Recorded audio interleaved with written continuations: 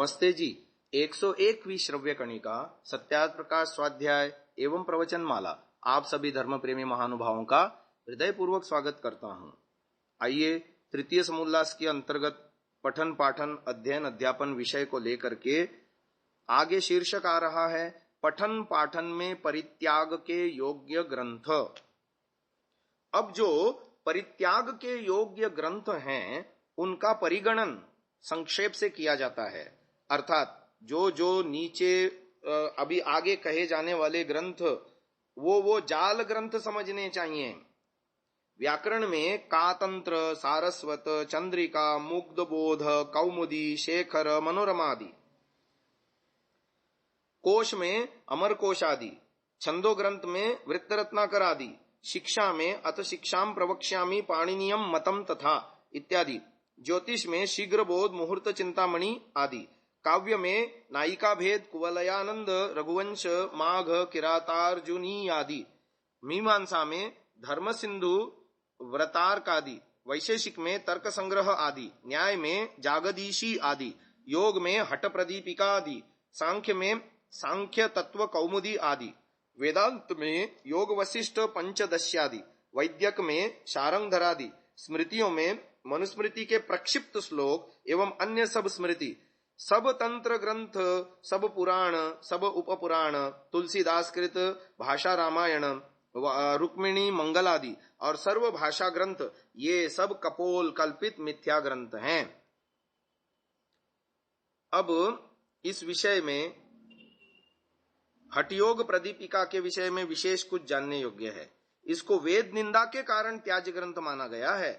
उसमें एक श्लोक कहा गया है, वेद शास्त्र पुराणानि सामान्य गणिका इव एकैव शांभवी मुद्रा गुप्ता कुलवधूरिव, अर्थात वेद शास्त्र और पुराण सामान्य वेश्या के समान है, अकेली शांभवी मुद्रा सुरक्षित कुलवधू के समान है। अन्य वर्जित ग्रंथों में भी इसी प्रकार वेदादि शास्त्रों और ऋषि मुनियों की निंदा और अवैदिक कृत्यों की प्रशंसा मिलती है। इसलिए इन ग्रंथों का परित्याग करने की बात कहते हैं। प्रश्न उठाया, क्या इन ग्रंथों में कुछ भी सत्य नहीं है? उत्तर दिया, थोड़ा सत्य तो है, परंतु इसके साथ बहुत सा असत्य भी है। इससे विष संपृक्त अन्नवत त्याज्याः, जैसे अत्युत्तम अन्न विष से युक्त होने से छोड़ने योग्य होता है, वैसे ही ये ग्रंथ भी हैं। आगे इतिहास और पुराण विषय की बात लिखते हैं। प्रश्न, क्या आप पुराण इतिहास को नहीं मानते? उत्तर, हाँ मानते हैं, परंतु सत्य को मानते हैं, मिथ्या को नहीं। कौन सत्य और कौन मिथ्या है? ब्राह्मणानि इतिहासान पुराणानि कल्पान गाथा नाराशंसीरिति, यह गृह सूत्रादि का वचन है। जो ऐतरेय, शतपथ आदि ब्राह्मण लिख आए, उन्हीं के इतिहास, पुराण, कल्प, गाथा और नाराशंसी, ये 5 नाम हैं। श्रीमद् भागवत आदि का नाम पुराण नहीं है। आनंद आश्रम से प्रकाशित आश्वलायन गृह सूत्र में यह पाठ है, ब्राह्मणानि कल्पान गाथा नाराशंसीर इतिहास पुराणानि थी। अर्थ में कोई भी भेद नहीं है। आगे 11वें समोल्लास में पुराण विचार प्रसंग में इस वचन को उद्धृत करके यह ब्राह्मणों और सूत्रों का वचन है ऐसा लिखा है। तैत्रीय आरण्यक में भी यह वचन उपलब्ध है। आरण्यक ग्रंथों का ब्राह्मण ग्रंथों में अंतर्भाव माना जाता है। अंत में इति पद उद्धरण का निर्देशक है। इस वचन में ब्राह्मणानि संजी और इतिहास आदि संज्ञा है, अर्थात ब्राह्मण ग्रंथों का नाम इतिहास, पुराण, कल्प, गाथा और नाराशंसी है। बृहदारण्यक उपनिषद की व्याख्या में इतिहास, पुराण आदि पदों से ब्राह्मण ग्रंथों का ग्रहण करते हुए आचार्य शंकर ने लिखा, किम तन्निश्वसितमिव ततो जातमित्युच्यते यद ऋग्वेदो यजुर्वेदः सामवेदोऽथर्वाङ्गिरसः चतुर्विधम मंत्र जातम इतिहास इत्युर्वशी पुरुरवसोः संवादादिः उर्वशीहाप्सराः इत्यादि ब्राह्मणमेव पुराणम। इस प्रकार शंकराचार्य ने इतिहास, पुराण आदि शब्दों से ब्राह्मणगत विशिष्ट वचनों का निर्देश कर ब्राह्मण ग्रंथों को इतिहास, पुराण आदि का पर्याय अथवा उनके अंतर्गत स्वीकार किया है।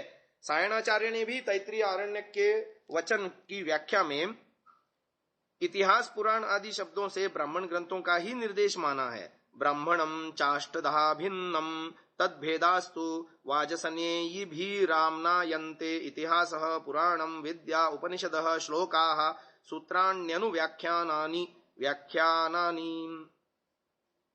कहकर आरण्यक ग्रंथों से ही इतिहास आदि के उदाहरण प्रस्तुत किए हैं। इतिहास पुराण आदि के ये लक्षण ब्राह्मण ग्रंथों में पूरी तरह घटते हैं, अतः श्रीमद् भागवत आदि पुराण की संज्ञा नहीं हो सकते। पुराण शब्द के संबंध में ग्रंथकार ने अन्यत्र लिखा पुराभवम पुराभवा वा पुराभवश्च इति पुराणम पुराणी पुराणः। जो पुराना पदार्थ होवे उसको कहते हैं पुराण, जो सदा विशेषणवाची ही रहता है, तथा पुरातन, प्राचीन, प्राक्तन आदि सब शब्द हैं।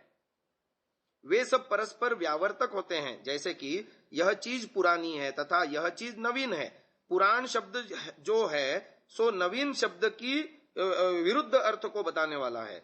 यह पदार्थ पुराना है अर्थात नया नहीं, और यह पदार्थ नया है अर्थात पुराना नहीं। जहां जहां वेदादिकों में पुराणादिक शब्द आते हैं वहां वहां इन अर्थों के वाचक ही आते हैं, अन्यथा नहीं। ऐसा ही अर्थ गौतम मुनिकृत सूत्रों के ऊपर वात्स्ययन मुनि जी ने भाष्य किया। उसमें लिखा लोक व्यवस्थापनम इतिहास पुराणस्य। वहां ब्राह्मण पुस्तक जो कि शतपथ आदि हैं उन्हीं का नाम पुराण है, तथा शंकराचार्य ने भी शारीरक भाष्य में और उपनिषद में ब्राह्मण और ब्रह्म विद्या का ही पुराण शब्द से ग्रहण किया है। जो चाहे सो उन शास्त्रों में देख लेवें। वह इस प्रकार से कहा कि जहां जहां प्रश्न और उत्तर पूर्वक कथा होवे उसका नाम इतिहास, और जहां जहां वंश कथा होवे ब्राह्मण पुस्तकों में उसका नाम पुराण। और जैसे जो कहते हैं कि 18 ग्रंथों के नाम पुराण हैं, यह बात अत्यंत अयुक्त है, क्योंकि उस बात का वेदादिक सत्य शास्त्रों में कहीं प्रमाण नहीं मिलता, और कथा भी इन्होंने अयुक्त ही है। इन्हों के नाम कोई पुराण रखे तो इन्हों से पूछना चाहिए कि वेद क्या नवीन हो सकते हैं। ये ऋषि दयानंद के पत्र और विज्ञापन की पुस्तक में छपा हुआ लेख हमने आपके सामने पढ़ा। पौराणिक लोग पुराणों को महर्षि वेदव्यास जी की रचना मानते हुए कहते हैं। भविष्य पुराण के अंदर ये आया द्वापरांते च भगवान वेदव्यासः सत्यवती सुतः तान्येव जनयामास लोक मंगल हेतवे। अर्थात द्वापर के अंत में सत्यवती के पुत्र व्यास जी ने लोक कल्याण के लिए पुराणों की रचना की। श्री वेद व्यास जी को पुराणों का कर्ता बतलाने वाला उक्त भविष्य पुराण में ही लिखा है रविवारे च संडे च फाल्गुने चैव फरवरी षष्टिश्च सिक्ष्टी ज्ञेया तदुदाहरमीदृशम। अब द्वापर युग का अंत हुए ईसा पूर्व 3102 यानी और ये पुस्तक लिखने तक 1990 यानी 5092 वर्ष हो चुके। तब तक तो इस देश में नहीं संसार भर में कोई अंग्रेजी जानने वाला नहीं था।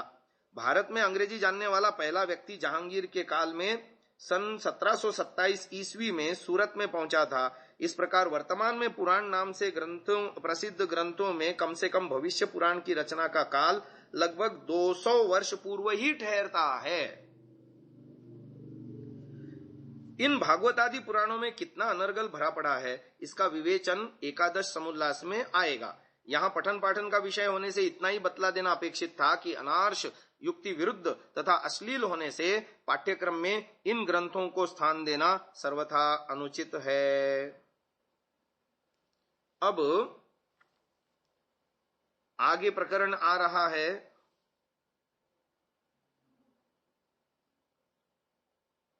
प्रश्न पूछा गया जो त्याज्य ग्रंथों में सत्य है उसका ग्रहण क्यों नहीं करते। जब आपने पहले ही कहा कि उन त्याज्य ग्रंथों में भी सत्य है तो उन सत्य बातों का ग्रहण क्यों नहीं करते। तो उत्तर दिया जो उनमें सत्य है सो वेदादि सत्य शास्त्रों का है और मिथ्या उनके अपने घर का है।